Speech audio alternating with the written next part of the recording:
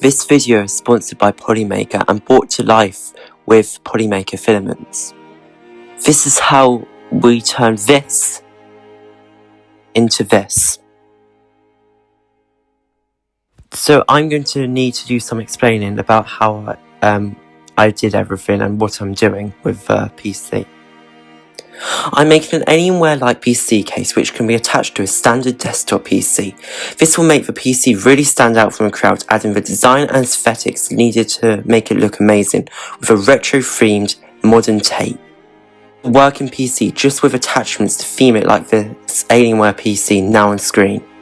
I've used various 3D printers for this project, which each printed different parts.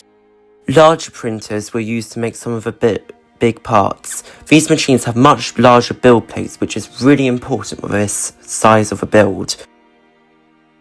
Also, one of them has its own AMS system, so this printing could continue even if one of the spools of filament ran out. Here's some of the footage of a printing in action. And the larger printers have internal cameras, which means I can see the filament printing out perfectly, and the Polymaker filament was really easy to install on all these machines.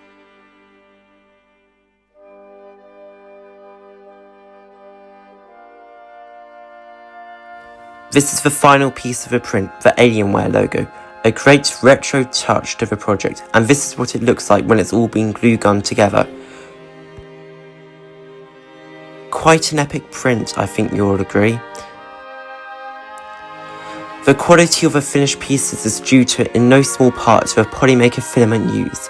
They really made a difference to how smooth and precise the final prints came out to be.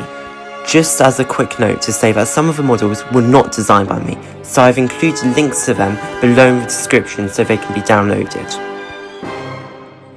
If this video gets 500 likes, I will publish the models I designed on MakerWorld and Printables later this year. Check out Polymaker in the description and the pinned comment.